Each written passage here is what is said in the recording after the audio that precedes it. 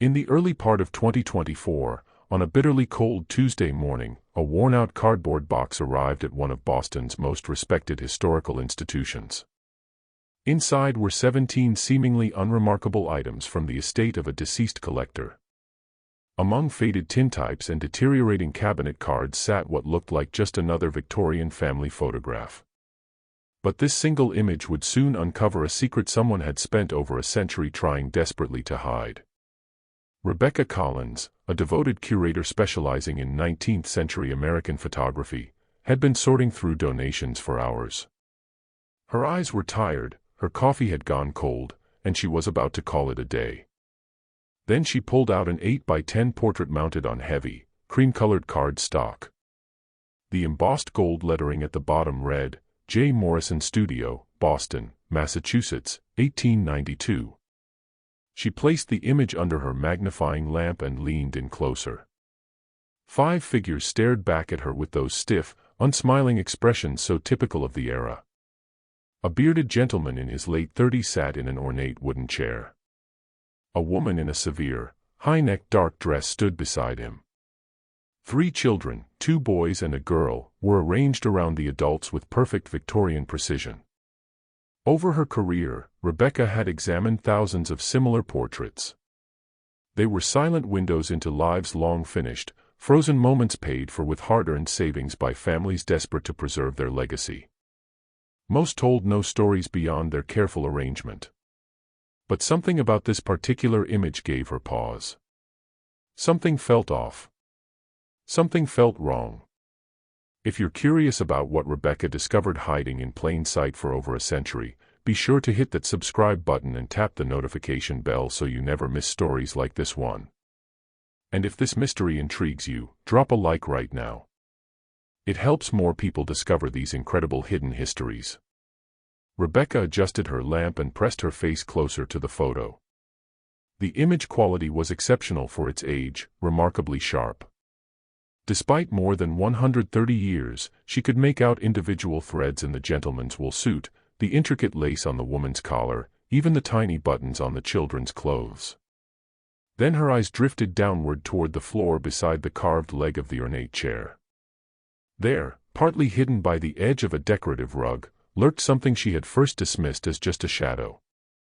It was no shadow, her breath caught in her throat. Partially visible, almost deliberately tucked out of sight, was an object that had no business appearing in a formal Victorian portrait. Rebecca's hand started to tremble as she reached for her high-resolution digital scanner. She needed absolute proof of what her eyes were telling her. The scanner hummed to life. She set the resolution to 2000 dots per inch, far beyond what typical archival work required. When the digital image appeared on her monitor, she zoomed straight to that suspicious area beside the chair. There, partly obscured by the decorative rug and the chair's shadow, lay a small cloth doll. The toy was clearly handmade, roughly stitched, with a simple dress and yarn for hair. The fabric showed obvious wear, signs of being loved by small hands over many months. But what made Rebecca's pulse race wasn't the doll's existence. Such homemade toys were common in the 1890s. What troubled her was its placement. Victorian portrait photography was a major financial investment. Families saved for months to afford a single sitting at a reputable studio. Every element was meticulously arranged: the furniture, the clothing, the posture, the lighting. When props appeared, they served deliberate purposes. A pocket watch to suggest wealth. A book to imply education. A worn child's toy would never be carelessly left on the floor of a formal portrait session. Never.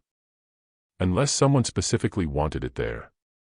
Rebecca examined hundreds of family portraits from the 1890s, not a single one showed a toy casually placed on the studio floor. This doll had been deliberately positioned where it would barely register to a casual observer, present but not obvious. Someone had wanted this toy documented while simultaneously trying to downplay its prominence. The question burning in Rebecca's mind was simple: why? The Boston City Archives occupies 3 floors of a converted warehouse in the historic North End. Rebecca arrived the moment the doors opened, armed with the photograph, her laptop, and a thermos of strong coffee. Within an hour, she found the Morrison Studios' 1892 appointment book.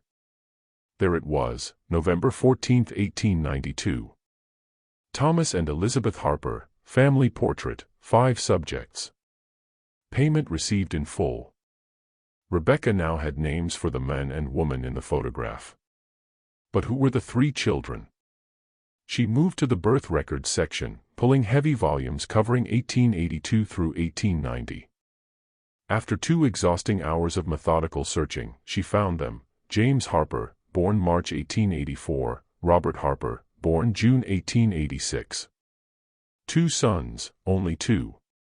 Rebecca sat back, her mind racing. The photograph unmistakably showed 3 children, 2 boys and 1 girl. But according to official birth records, Thomas and Elizabeth Harper had only 2 sons. There was no daughter, no 3rd child registered anywhere. She returned to the photograph, zooming in on the little girl's serious face. The child was undeniably there, her small hand held securely by Elizabeth Harper. Yet, according to every official document, this girl simply did not exist. Rebecca searched death records, marriage certificates, immigration logs, and census data.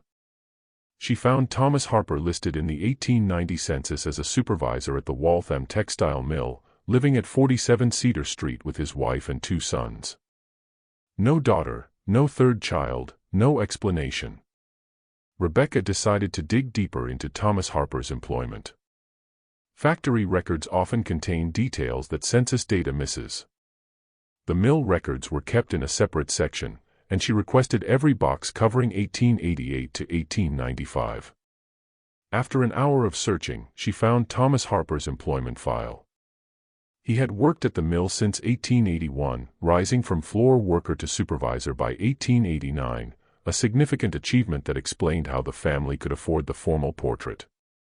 Then, tucked between 2 quarterly reports from 1891, she found a newspaper clipping that made her hands stop cold: Tragedy at Waltham Mill, 5 workers perish in devastating boiler room blaze. On January 18, 1891, a boiler malfunction caused a catastrophic explosion, triggering a fire that spread rapidly through the lower floors. 5 workers died, trapped when a main stairwell collapsed. The article listed the names: Patrick Brennan, age 34, Michael Donovan, age 28, Catherine Riley, age 29, Sean Murphy, age 41, and Margaret Sullivan, age 27. It also described rescue efforts, praising several workers who had risked their lives. One name appeared multiple times: Thomas Harper, who had repeatedly entered the burning building to search for trapped workers. Near the end of the article, almost as an afterthought, came a brief mention: Mrs. Sullivan leaves behind a daughter, age 4, whose long-term situation remains uncertain. The child's father died of pneumonia in 1889, leaving Mrs. Sullivan as the sole support of her small family. Rebecca's mind connected pieces scattered across 130 years. Margaret Sullivan, a textile worker and widow, had perished in the fire in January 1891, leaving behind a 4-year-old daughter with no known relatives. The Harper family photograph was taken in November 1892, nearly 2 years later. The little girl in the portrait appeared to be about 5 or 6 years old. The ages aligned perfectly. Rebecca spent her weekend researching Margaret Sullivan. The tragedy had been covered in several Boston newspapers, providing more details. Margaret had been a widow for nearly 2 years before the fire claimed her life. Her husband had died of pneumonia in 1889. The couple had immigrated from Ireland and had no remaining family in America. Margaret had worked the early morning shift starting at 5 a.m., which explained why her daughter hadn't been with her during the fire. The articles mentioned that neighbors had cared for the child right afterward, but none specified what happened long-term. On Monday, Rebecca traveled to the Massachusetts State Archives to search orphanage records. Boston had several institutions that cared for children in the 1890s. If Margaret Sullivan's daughter had been placed in any official home, there should be a record. She worked through admission registers from January to December 1891.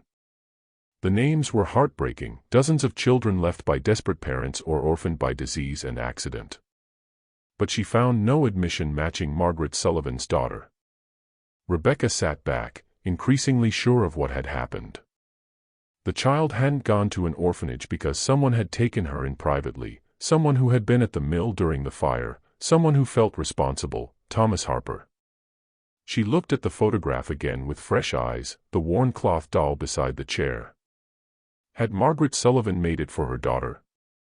Was it the only possession the child had carried from her old life into her new one? The placement made perfect sense. The Harpers had positioned it carefully, visible but not prominent. They were acknowledging the truth of the child's origins while presenting her as their daughter. Rebecca needed proof beyond circumstantial evidence. She returned to the Boston Public Library and dug through school enrollment records for the Cedar Street area. She found what she was looking for in the records of the Cedar Street Primary School. The enrollment register for 1892 to 1893 listed 3 children from the Harper household: James Harper, age 8, Robert Harper, age 6, and Anna Harper, age 5.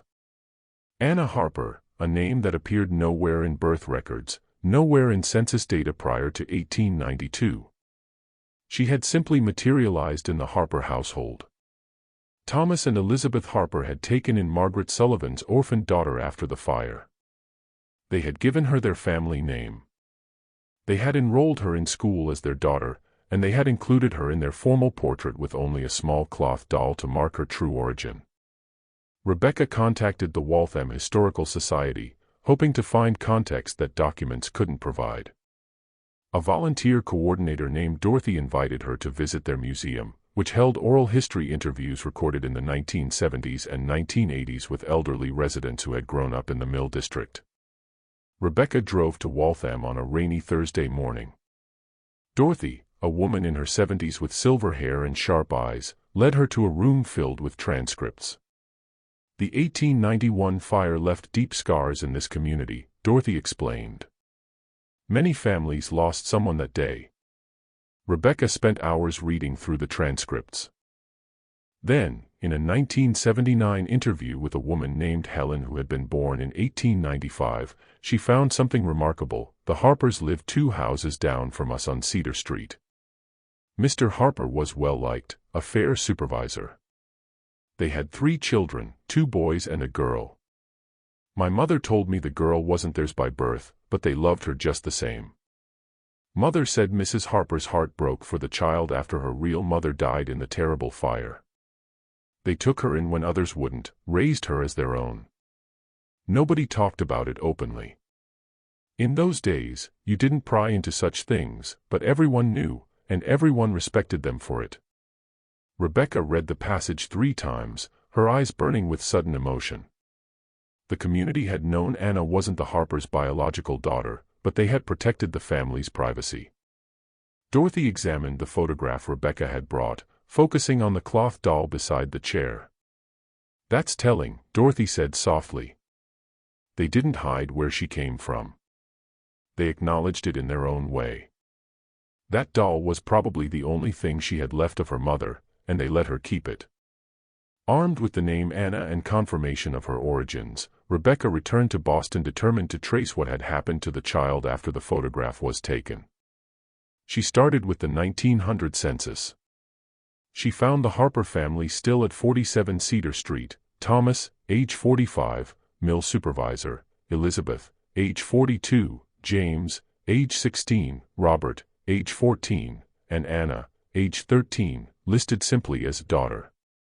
The 1910 census showed James and Robert had left home. Anna, now 23, was still living with Thomas and Elizabeth, working as a seamstress. Then Rebecca found Anna's marriage record. Anna Harper married Joseph Mitchell on June 12, 1912, at St. Mary's Church in Waltham. The record listed her father as Thomas Harper, no mention of her birth name, no reference to Margaret Sullivan. The Harpers had given this orphan child not just a home, but a complete identity. Rebecca continued searching. City directories showed Anna and Joseph living in Cambridge. Birth records revealed they had 4 children between 1913 and 1921. Anna appeared in the 1920, 1930, and 1940 census records, marriages, addresses, occupations, children. She found Anna's death certificate in the records for 1967. She had passed away at age 80 at her daughter's home in Arlington. Rebecca stared at the death certificate. Anna had lived 76 years after that photograph was taken. Raised by people who had chosen to love her. She had married, raised children, lived to see grandchildren. She had died not as Margaret Sullivan's orphaned daughter, but as Anna Harper Mitchell, surrounded by family. Rebecca knew the story wasn't complete. If Anna had lived until 1967 and had 4 children, her descendants were likely still alive. They deserved to know the truth about their great-grandmother's origins. She started with Anna's obituary, which listed her surviving children, Catherine, Margaret, Thomas, and Elizabeth, named, Rebecca realized with a catch in her breath, after the Harpers and Anna's birth mother. Using genealogy databases and public records, Rebecca identified 6 of Anna's grandchildren who were still living, now in their 70s and 80s. She drafted a careful letter explaining who she was and describing the photograph she had found. 2 weeks later, she received a phone call from a woman named Patricia, Anna's granddaughter. "Your letter was quite a surprise," Patricia said. "I knew my grandmother was close to the Harper family, but I never understood the full connection." They arranged to meet. Patricia arrived carrying a worn leather portfolio. "After I got your letter, I went through boxes my mother left me," Patricia said. "I found these." She laid out 3 items: a photograph of Anna on her wedding day in 1912, a handwritten letter from Anna to her daughter from 1935, and, wrapped carefully in tissue paper, a small cloth doll with yarn hair. Rebecca's breath caught. "My grandmother kept it her entire life," Patricia said softly. "When I was a child, I asked her about it. She said it was very special, that it had belonged to someone she loved very much." Rebecca showed Patricia the scanned portrait, zooming in on the doll beside the chair. Patricia leaned close, comparing the doll in the photograph to the one on the table. They were identical, the same construction, the same yarn hair, even the same small tear in the fabric. "My God," Patricia whispered. "She kept it all those years, from the photograph until the day she passed." Rebecca told her everything: the fire, Margaret Sullivan, Thomas Harper's rescue efforts, the informal adoption. Patricia listened with tears streaming down her face. She was loved, Patricia said quietly, by 2 families. By her birth mother, who made this doll for her, and by the Harpers, who gave her everything else. Patricia called a family meeting, inviting all of Anna's living descendants.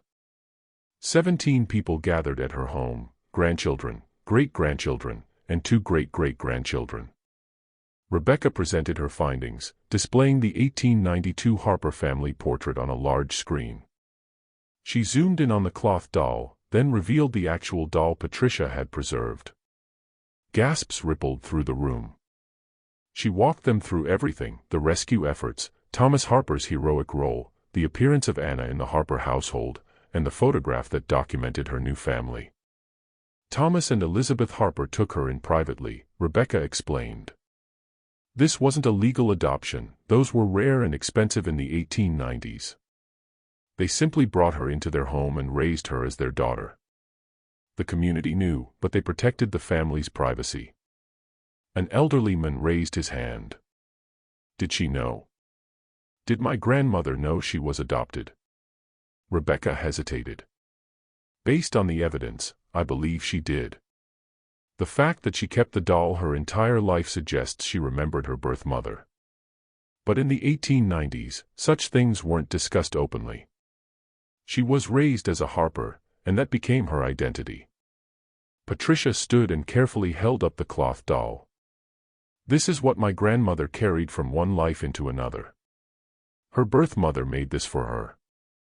The Harpers let her keep it, and she treasured it for 76 years." The presentation ended with embraces, tears, and long conversations that stretched into the evening. Family members who had known Anna shared memories, her kindness, her strength, her quiet dignity. Rebecca returned to the Boston Historical Society with a deep sense of completion. She prepared a detailed archival report documenting everything she had discovered. With Patricia's permission, she had the cloth doll professionally photographed, creating a companion exhibit to the family portrait. The two artifacts would be displayed together, connected by the story of Anna Sullivan Harper Mitchell. The exhibit opened 3 months later, titled, Beside the Chair, One Family's Act of Compassion.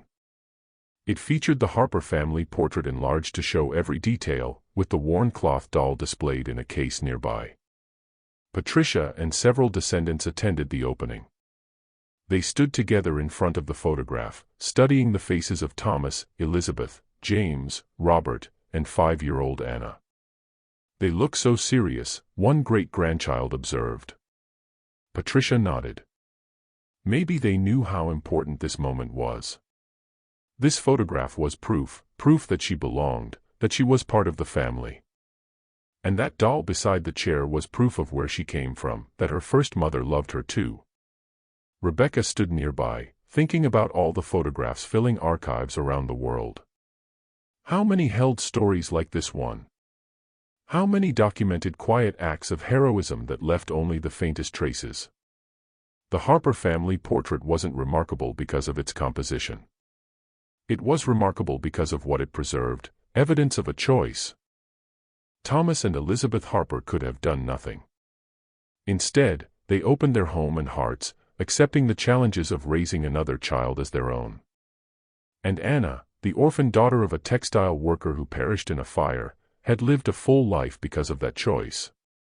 She had been loved twice, once by the mother who made her a doll, and again by the family who let her keep it.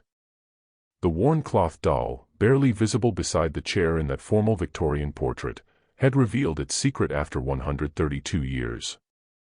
That sometimes the smallest details hold the largest truths, and that ordinary people in extraordinary moments can change the course of history, one rescued child at a time.